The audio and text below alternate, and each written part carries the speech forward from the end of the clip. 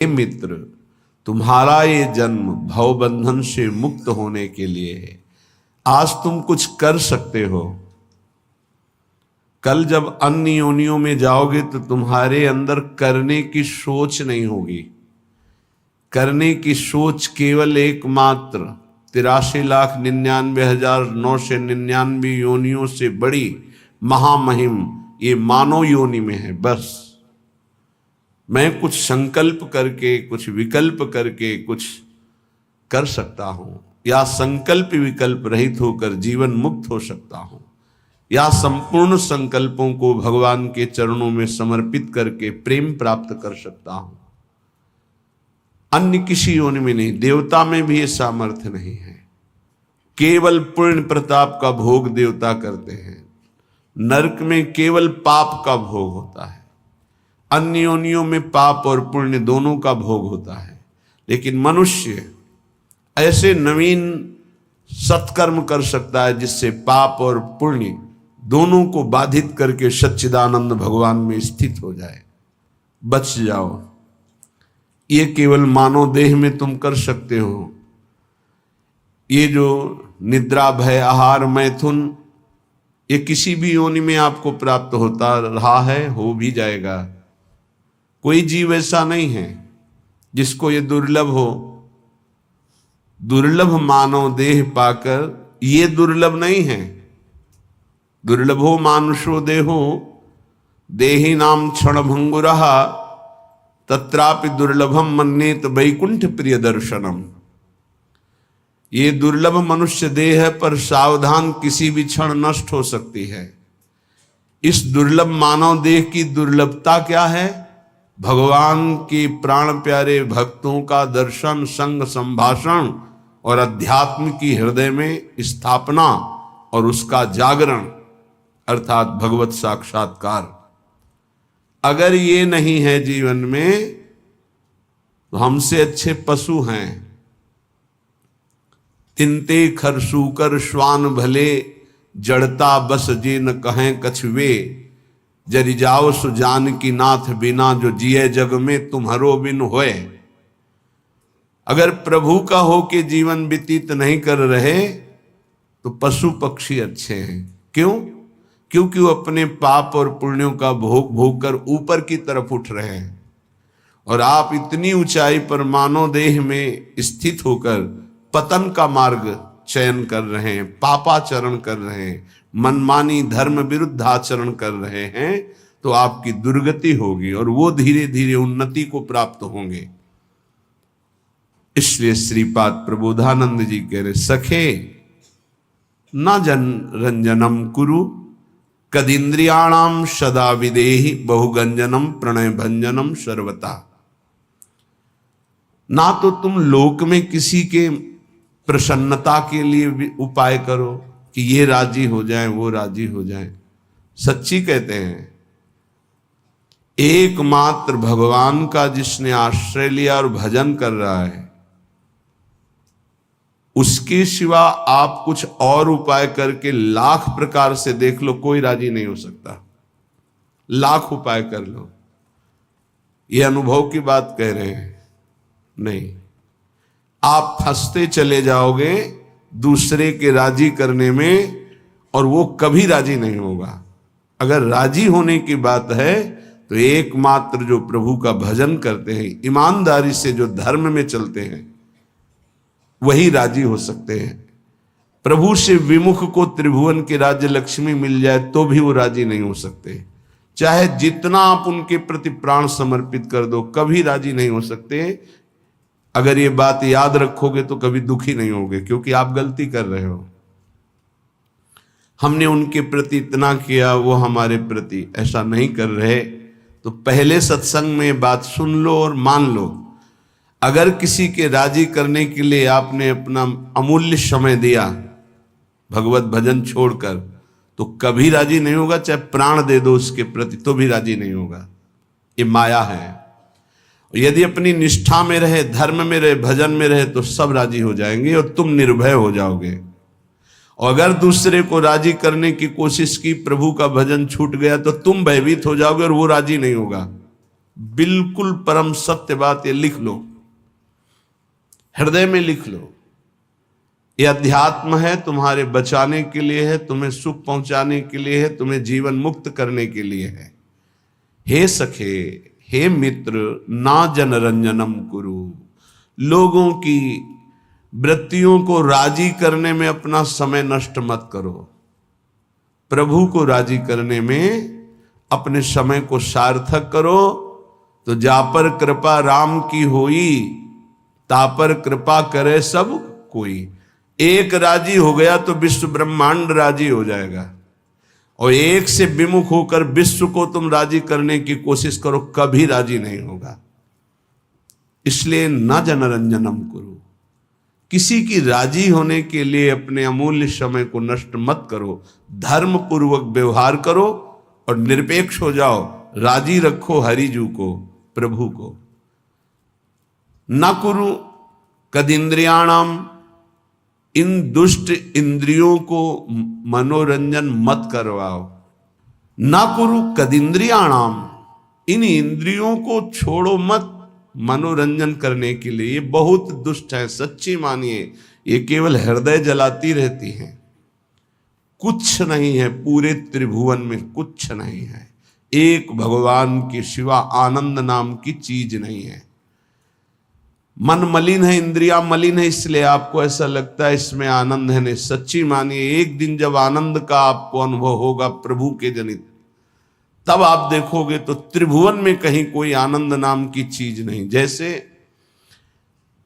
सुबह सूर्य उदय के समय जब हम गंगा किनारे चलते थे तो आगे रेत में ऐसा भ्रम हो जाता था कि निर्मल जल भरा हुआ है। मरुभूमि में रेत में ऐसा लगता था निर्मल जल भरा हुआ है, पर जब ये लगता कि अब रास्ता बदलें, पर लगता चलो आगे तक चलते हैं, और जब जाती तो रेत मिलती तो लगता यहां तो जल दिखाई दे रहा था। सूर्य की किरणों से मरुभूमि में जल का भ्रम हो जाता है तो मृग दौड़ता हुआ मर जाता है, लेकिन उसकी प्यास नहीं बुझती। ऐसे ही मेरी इंद्रियां, मेरा मन इन दिखाई देने वाले सुखों में महान दुख है, ये जान नहीं पाती, और इनके भोगने में पूरा जीवन नष्ट कर देती। मनोरंजन, केवल मनोरंजन। मन 5 ज्ञानेंद्रियों के साथ भोगों में रंजन कर रहा है। कह रहे हे सके ना कुरु कदिंद्रियाणाम, इन इंद्रियों को मत छूट दो, नहीं तुम्हारे जीवन को नष्ट कर देंगी।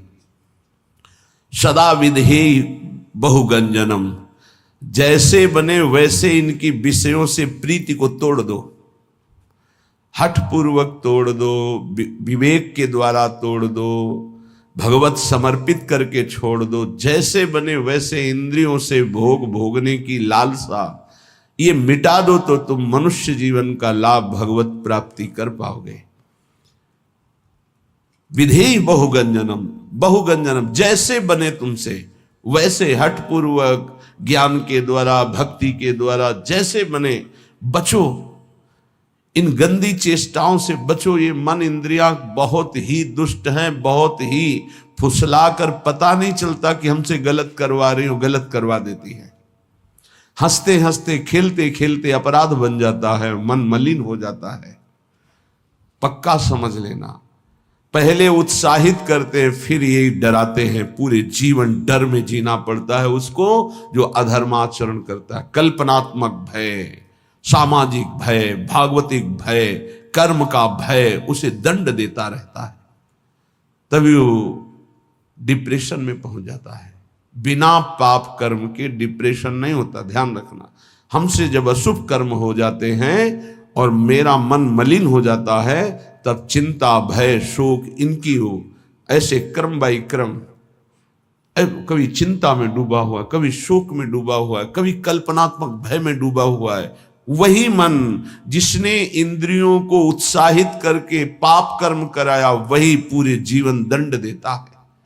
इसलिए सदा विधेय बहुगंजनम, हे मित्र, जैसे बने वैसे पापाचरण न होने पावे। इंद्रियों के मनोरंजन में फंसकर अपने जीवन को नष्ट मत करो, ये बहुत दुर्लभ देह है, इससे भगवत प्राप्ति कर लो। प्रणय भंजनम सर्वतः,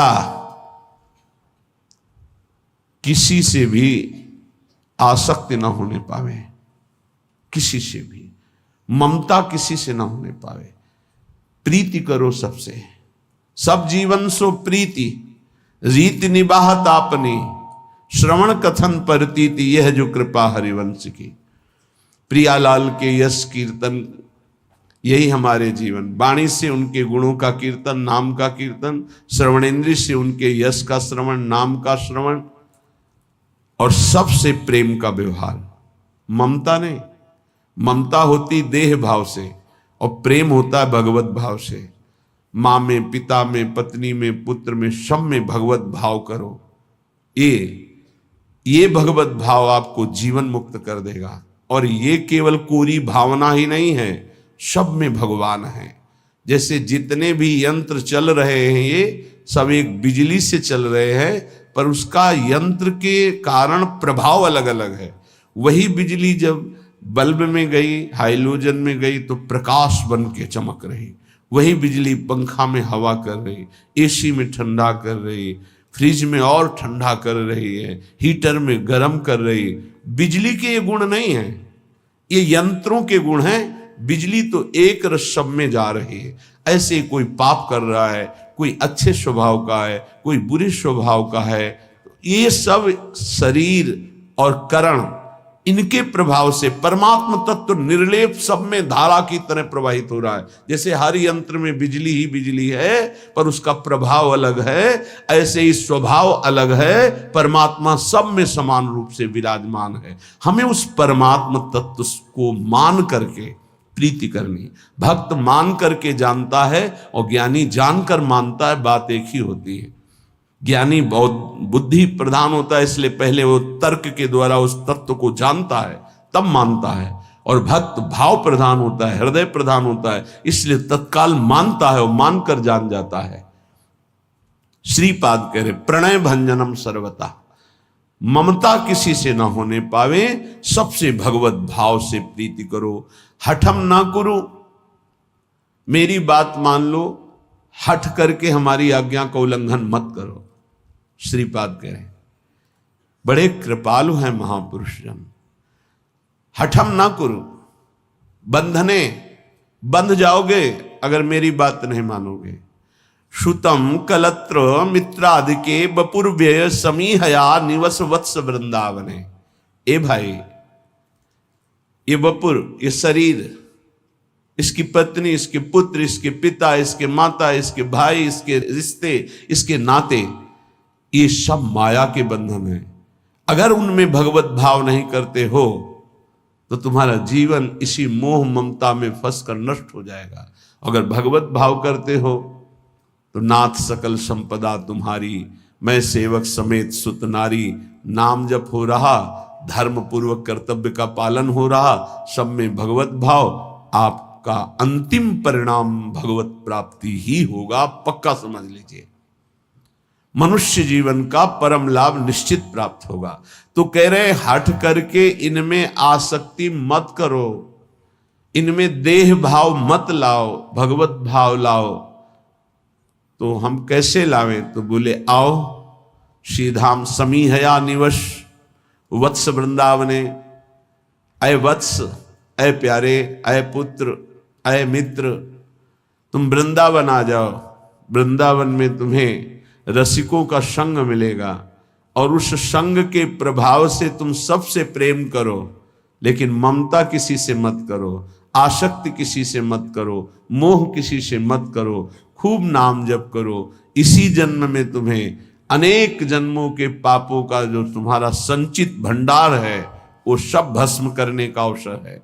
इसी जन्म में तुम्हें जो नवीन कर्म पाप बन गए हैं उनको नष्ट करने का सामर्थ्य है, अधिकार है। अगर चूक गए तो सब भोगने पड़ेंगे और अधिकार खत्म हो जाएगा। आप नवीन कर्म नहीं कर सकते किसी भी योनि में, किसी भी योनि में इतना अधिकार नहीं कि नवीन कर्म कर सके, ये केवल मानव योनि में है। इसलिए राधा माधवयोर यशांश सततम गायस्तथा कर्णयन तज्जीवेषु च वर्णयन समरसै शंभु संतर्कयन कुंजम कुंजमनारतम बहुपरिस कुर्वन् महाभावतो देहादौ कृतहेलनो दैत हे वृंदाटवी मावश। हे दैत, हे प्यारे, कितना प्यार है महापुरुषों के हृदय में। हे दैत, हे प्यारे, अगर तुम्हें श्रीधाम वृंदावन आने का सौभाग्य मिला है प्रियाजू की कृपा से, ये राधा माधव का निज महल है, राजधानी है प्रिया प्रीतम की। जय जय वृंदावन रजधानी, जहां विराजत मोहन राजा श्री राधा महारानी। जय जय वृंदावन रजधानी, सदा सनातन इक रस जोरी, महिमा निगम न जानी। श्री हरि प्रिया हेतु निज दासी, रहत सदा गवानी। जय जय वृंदावन रजधानी, यहाँ विराजमान प्रिया प्रीतम है, तुम क्या करो? बोले कुंजम कुंजम मनारतम बहुपरिस कुर्वन् महाभावतो, महान भाव से युक्त होकर यहाँ सोहनी लगाओ। सोहनी लगाओगे वृंदावन की गली में और सोहनी लग जाएगी तुम्हारे हृदय में, सारे पाप नष्ट हो जाएंगे। हमारे संपूर्ण रसिक महापुरुषों ने वृंदावन की सोहनी सेवा का बड़ा महत्व गाया है और स्वयं किया है। किसी भी गली में, कहीं भी परिक्रमा में, कहीं भी सार्वजनिक, ये वृंदावन है, कहीं भी, कोई ऐसा नहीं कि अमुक स्थान पे, कहीं भी जहां तुम्हें ऐसा लग रहा है कि यहां सोहनी लगा देनी चाहिए, सोहनी अगर 10 हाथ में सोहनी लगा दी तो बहुत बड़ी सेवा धाम की हो गई, और वो सोहनी आपके अंदर लग गई, अर्थात आपके पाप नष्ट हो गए। जब सोहनी लगाओगे रज की कण उड़ेगी और आपके शरीर में आएगी, वो महाभागवतों की चरण धूलि है जो आपका परम मंगल करेगी। पर अभिमानी ऐसा नहीं कर सकता, नहीं कर सकता, उसका रजोगुण उसे ऐसा नहीं करने देगा, उसका पाप ऐसा नहीं करने देगा। हम झाड़ू लगाएं, वो झाड़ू लगाना। सोहनी से आज भी जब जगन्नाथ जी का रथ यात्रा होती तो वहां के जो राजा के परिवार के हैं, आज भी पहली सोहनी वहीं लगा। विश्वेश्वर भगवान विश्वनाथ जी में काशी के जो राजा हैं, सेवा पूरी। चक्रवर्ती सम्राट अम्बरीश जी अपने कर कमल से सोहनी लगाना, पोछा लगाना, तो सुदर्शन चक्र उनकी रक्षा में था। आप और हम क्या हैं? हम और आप हैं क्या? लेकिन अहंकार इतना है कि वो हमको ऐसा नहीं करने देगा। बड़े बड़े सिद्धों में बड़ी विशेषताएं देखी गई। अयोध्या के स्वामी परमहंस जी राम मंगल दास जी रात्रि के 2 बजे, संतों की दिनचर्या है ये, जो भागवतिक महापुरुष है उनकी दिनचर्या है, 1:30 बजे 2 बजे रात्रि में उठकर, जब सारा संसार सोता है तब वो भगवत अनुराग और सेवा में मगन रहते हैं। एक फावड़ा लेते, वृद्ध थे, सैकड़ों विरक्त शिष्य उनके। आज भी उनके एक शिष्य सुदामा कुटी के पास वहाँ विराजते हैं। कभी कभी पूज्य श्री राजेंद्र दास जी की कथा में बैठे देखना, परमहंस जी वो शिष्य हैं उन्हीं के, पूज्य स्वामी श्री राम मंगल दास जी के। वो रात्रि में फावड़ा लेते और तसला लेते, और अयोध्या में जो बाहरी लोग आकर सोच करते हैं इधर उधर, वो सब भर भर कर तसला में और एकांत में खोद कर उसे गाड़ कर सरयू के जल से किन्स। अयोध्या श्री राम जी की राजधानी है और मैं उनका सेवक हूँ, ये अवधपुरी की सेवा होगी, ये राम जी के धाम की सेवा होगी। फिर ये तो श्यामा श्याम जी का नित्य विहारी स्थल है वृंदावन। अब यहाँ बाहर से लोग आते हैं, ऐसे मसाला खाए, थूक दिए, ऐसे कूड़ा फेंक दिए, ऐसे नहीं, ये प्रिया प्रीतम का धाम है। आप यहाँ कहीं गंदगी मत फैलाओ, हो सके तो एक सोहनी ले लो और कहीं 10-5 हाथ सोहनी लगा दो, देख लो, इससे बड़ा कोई पुण्य नहीं होगा। हमारी प्रार्थना मान लीजिए, अहंकार छोड़िए, थोड़ा सा दैन्य होइए, ये धाम है प्रिया प्रीतम का। अगर आपने सोहनी लगाई तो आप खुद देखेंगे कि आपकी कैसी उन्नति होती है, कैसे लाभ प्राप्त होता है। स्वयं हरिवंश महाप्रभु श्री जी से प्रार्थना करते हैं कि मुझे वृंदावन की सोहनी लगाने वाली बना दीजिए या सोहनी बना दीजिए, मुझे सोहनी बना दीजिए। बड़े बड़े सिद्धों ने ये सेवा की है, तो कह रहे कुंजम कुंज मनारतम बहु परिस्कुर्वन महाभावतो। देखो आप जाओ बिहारी जी दर्शन करने, देखो कैसा आनंद मिलता है। क्या मिलता है आनंद? तो आप बिहारी जी के प्रेम में डूबे हुए रसिकों की बात मान लो, तो आप वृंदावन में कहीं भी खड़े होगे तो आपको बिहारी जी का आनंद मिलने लगेगा, क्योंकि हर कदम ये उनके चरण चिन्हों से चिन्हित भूमि है और वो यहां विहरण करते हैं। अब हमारे हृदय में इतना अहम है, इतना रजोगुण है, तो बिहारी जी भी जाकर हम बिहारी जी को नहीं देख पाते। देख लो ना, नहीं देख पाते, बिहारी जी के पास जाकर भी नहीं देख पाते। इसीलिए प्रभु ने कहा है कि मेरे समीप रहने से वैसा प्रेम नहीं होता जैसा मेरा नाम कीर्तन करने से, गुण कीर्तन करने से, मेरे प्रेमी महाभागवतों के संग से और मेरी सेवा से होता है। प्रभु की सेवा विराजमान करके जो सेवा, जो अनुराग होता है, ये ब्राह्मण पत्नियों से कहा। मेरे समीपता में उतना प्रेम नहीं होता जितना मेरे गुण नाम कीर्तन में होता है, मेरे चिंतन में होता है। तज्जीवेशु च वर्णयन समरसई संभूय संत करयन। कह रहे हैं कि अगर तुम्हारा ऐसा जीवन बन जाए कि राधा माधव योर यशांश सततम गायस तथा कर्णयन, बस जवान से ही राधा वल्लभ श्री हरिवंश, राधा वल्लभ श्री हरिवंश, राधा वल्लभ श्री हरिवंश। अगर हमारा गाने का मन हो रहा है तो पद गा रहे हैं श्री जी के।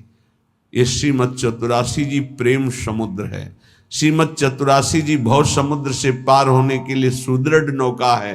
एक बार 24 घंटे में चतुरासी जी का पाठ हो गया, 84 लाख योनियों में आप जा नहीं सकते, पक्का। छुट 84 भ्रमंते। इतना ही नहीं, निरखय जुगल किशोर प्रिया प्रीतम का नित्य सेवा का सौभाग्य प्राप्त कराने की सामर्थ्य श्रीमद चतुरासी जी में है। Radha Madhav your Yashansh सततम giants. ये कृपा होती जब विपत्ति आती है, प्रतिकूलता आती है। जब इस जीवन में प्रतिकूलता आई तो लगा पता नहीं कब प्राण निकल जाए। प्रारंभ में तो चतुरासी जी का गायन और चतुरासी जी का मानसिक गायन, मानसिक बार बार लगभग 1.5 घंटा में मानसिक हो जाती चतुरासी जी। मानसिक बैठे चल रहे, जो जो प्यारों से लेकर आज वह देखिए तो प्यारी रंग भरी, फिर उल्टा उल्टा चतुरासी जी, आज हुआ देखिए तो प्यारी रंग भरी, छाण दे माननी मान मन धरी, नागरता की रास किशोरी, वृषभानु नंदिनी मधुर कल गावे। उल्टा ऐसे श्रीमद चतुरासी पूरा रमा दे। तो जानते हो उसका परिणाम क्या होता है? चतुरासी जी गा नहीं रहे, वो चल रहे। जैसे मंत्राकार वृत्ति, ऐसे चतुरासी जी में भगवदाकार वृत्ति। एक एक अक्षर में श्यामा श्याम है, आप सच्ची मान लीजिएगा। सेवक जी महाराज देख रहे हैं, बड़े बड़े रसिक महापुरुष देख रहे हैं, कह रहे हैं श्याम श्यामा प्रगट प्रगट अक्षर निकट प्रगट रस स्रवत अति मधुर बानी, सोज बानी रसिक नित्य निस दिन रटत कहत और सुनत रस रीति जानी, ताहि तजी और गाँव कबहू न कछु प्राण रमि रही हरिवंश बानी। आप देखिएगा निहाल हो जाएंगे।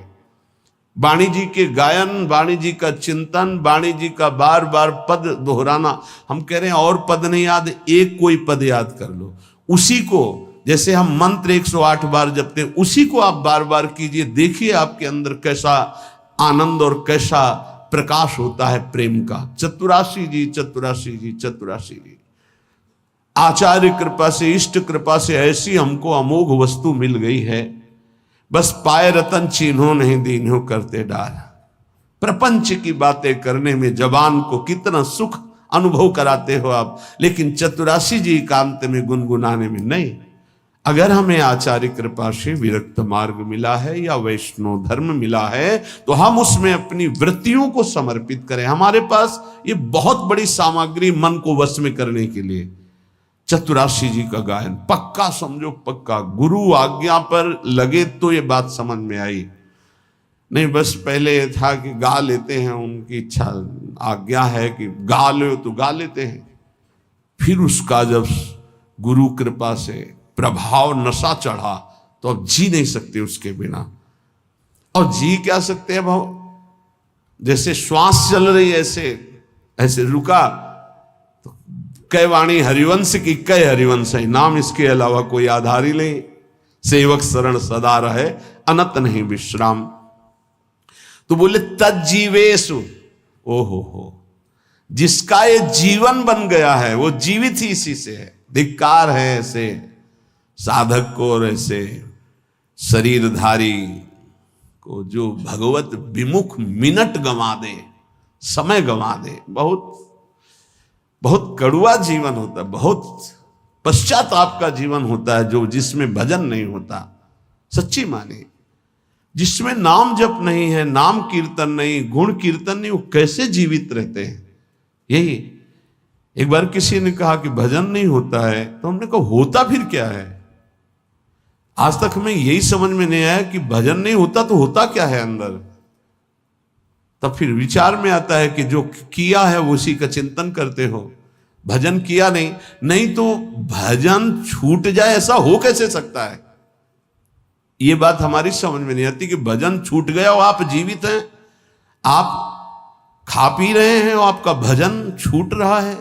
मतलब अभी भजन का रंग नहीं चढ़ा है।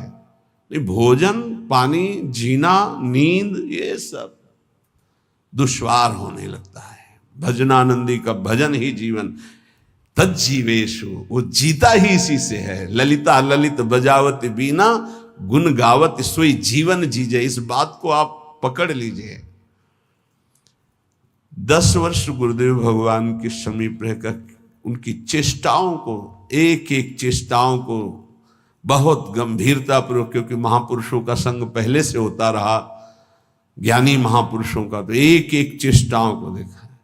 एक मिनट भी गुरुदेव कभी, एक मिनट भी कभी प्रियालाल से बिलक नहीं।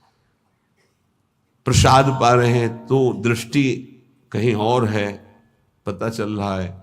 प्रसाद पा के टहल रहे हैं तो लताओं की तरफ से देख रहे, गुनगुना रहे हैं, बस ऐसे अंगुलियां ऐसे ऐसे हो रही, पद चल रहा है। अगर मौन में है गले में हरकत हो रही, यहां मंत्र चल रहा है एक क्षण के लिए भी। और नित्य पद के गायन करते हुए सब ठीक। 4 बजे से 6 बजे तक केवल पद गायन की सेवा थी, केवल पद गायन की। ब्रजनोत्तर बनी मिश्र भावनंद, देख सखी राधा बन की लीला, बस एक शब्द जी पूरा पद, फिर धीरे से एक शब्द। क्या इन पदों में महासुख है। मान लीजिए, आप औषधि मान करके इसको स्वीकार कर लीजिए। बड़े बड़े साधनाओं से जो लाभ नहीं मिलता, चतुरासी जी से विश्वास कीजिए। नाम बाणी जहां श्याम श्यामा तहां, नाम बाणी सुनत श्याम श्यामा सुबस, नाम बाणी निकट श्याम श्यामा प्रगट।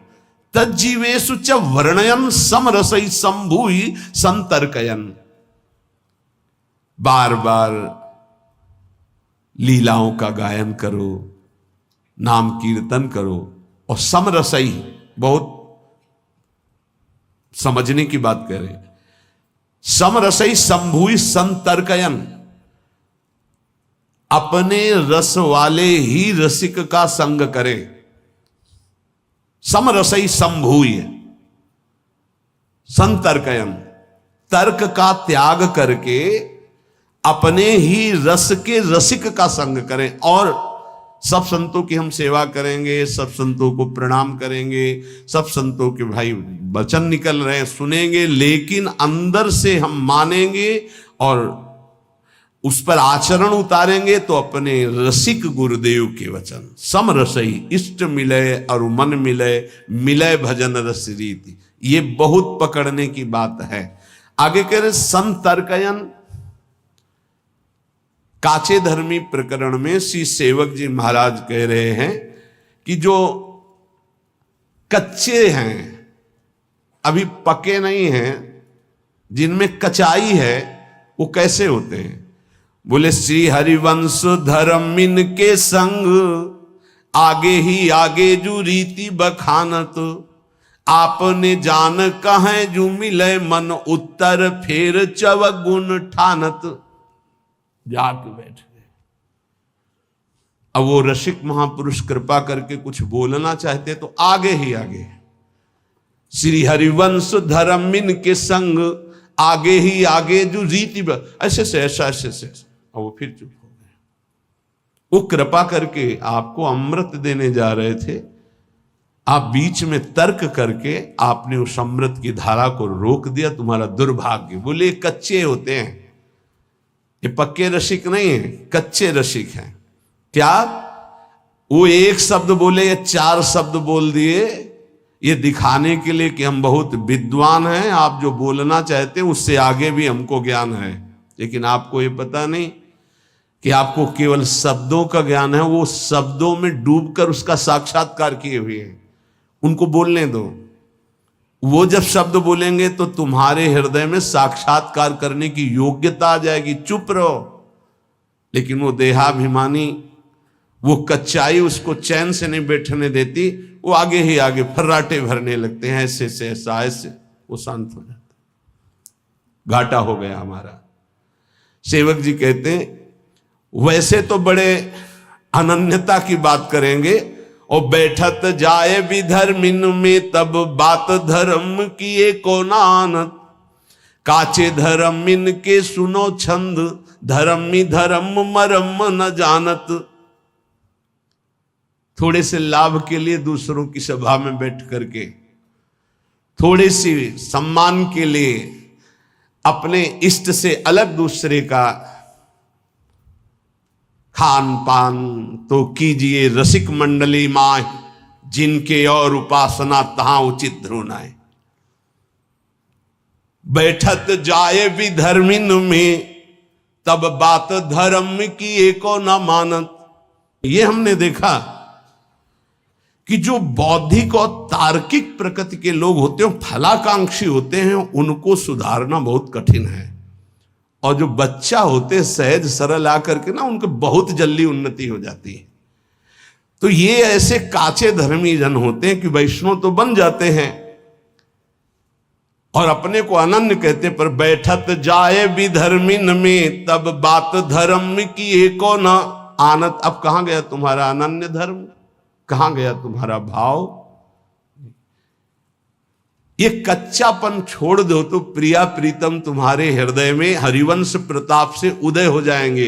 ये हरिवंश धर्म के सिद्धांत का वर्णन करने वाले श्री सेवक जी महाराज कह रहे हैं, तो बातनी जूठनी खानी काहे मुख देत प्रसाद अनूठो ही छाड़त, ग्रंथ प्रमाणी के जो समुझाइए तो तब क्रोध रार फिर मानत। हमारे माई श्यामा जी को राज, ठीक है, बोले तिलक भी लगा है, कंठी भी है। ये प्रत्यक्ष की बात करें। रात्रि के शयन के बाद टिकिया का प्रसाद इतनी छोटी छोटी, कभी मिला होगा आप लोगों को, देखा होगा प्रसाद श्री जी के शयन भोग का बाद में बटता है, छोटी छोटी टिकिया, ऐसे बड़ा सौभाग्य होता है। तो 4-5 हमें दे दी, वैसे एक एक ही बांटते, पर प्रभु की लीला 4-5 दे। अब हमारे अंदर आया कि इसे बांट के पाना चाहिए।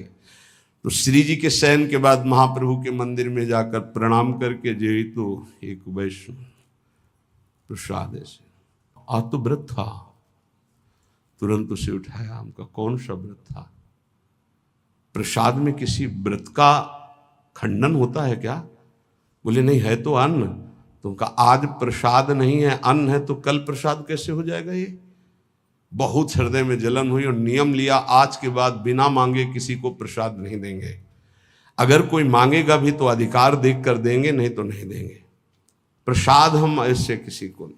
तो बोले बातनी जूठन खान कहे मुख देत प्रसाद अनूठो ही छाणत। वैसे तो बहुत बातें बुलाएंगे, लेकिन गुरुजनों की, रसिकों की जूठन की अनन्यता नहीं है, श्री जी की जूठन की अनन्यता नहीं है। ये देखो वृंदावन प्रेम रस है, सब प्रसाद ऐसे रखते हैं यहां माथे पे, पर जानते हो यहां वही जाएगा जिसको महारानी जी ने पाया है। अगर महारानी जी विराजमान है पार्श्व में कहीं भी तो जूठन जाएगी, और महारानी जी विराजमान नहीं तो यहां प्रसाद होगा, यहां नहीं जाएगा। ये हमारी लाडली जी ने वहां पाया नहीं है तो हम नहीं पाएंगे। बोले लालजू ने तो पाया है तो हमारे लालजू वहां हो ही नहीं सकते। राधा संग बिना नहीं श्याम, श्याम बिना नहीं राधा नाम, छिन छिन प्रति आराधत रहीं। हमारे जुगल कभी एक क्षण के लिए बिलग हो ही नहीं सकते। जहां प्रियाजू वहां लालजू, जहां लालजू वहां प्रियाजू। श्री विठल दास जी द्वारिकापुरी में राजा के संग थे, सूबेदार पद में थे, राज्यपाल थे, पूरा राज्य उनके शासन में राजा के अधिकार में थे। तो राजा के इष्ट देव थे द्वारिकाधीश, द्वारिकाधीश के रोज दर्शन करने जाते थे जब वहां रुके हुए थे, पर ये नहीं जाते थे। जहां राजा उधर गए तहां अपने राधा वल्लभ जी की छवि हरिवंश महाप्रभु की जो विराजमान थी बस उन्हीं के परिचर्या और भोग लगाना और पद सुनाना। फिर समय ही कहाँ है रसिक को अपने आराध्य देव की सेवा से। तो जो द्वेषी जन थे उनको समय मिल गया, उन्होंने कहा कि महाराज आपने एक बात देखी क्या, ये आपके जो सूबेदार राज्यपाल विठल दास जी हैं, ये द्वारिकाधीश के दर्शन करने एक दिन भी नहीं गए, जरा आप इनसे बात करेंगे कि क्यों नहीं गए। वो उनकी दृष्टि गई, हाँ और तो सब पार्षद साथ रहते, वो साथ नहीं रहते। बुलाओ उनको सभा में बुलाया। हर समय राधा वल्लभ श्री हरिवंश, राधा वल्लभ श्री हरि। वो ऐसे अनन्य थे जब महाप्रभु के पास ये आदेश आया कि अगर इनको राज्यपाल पद की सेवा दे ही जा रही हो, अगर ये करेंगे तो लाखों का उद्धार हो जाएगा, क्योंकि महाभागवत है। महाप्रभु ने कहा ठीक है आप जाइए। तो उनका प्रभु आपकी आज्ञा हमारे लिए सर्वोपरि है, आप अगर आज्ञा कर दे तो सब कुछ वहीं वृंदावन है जहां आपकी आज्ञा है। पर प्रभु दो बातों के बिना हम जीवित नहीं रह सकते, एक तो आपका दर्शन और दूसरे आपकी जूठन। महाप्रभु उनका दोनों मिलेंगे। तत्काल चित्र का पहला चित्र महाप्रभु का उसी समय बनाया गया। देख करके महाप्रभु का चित्र बनाया, चित्र दिया।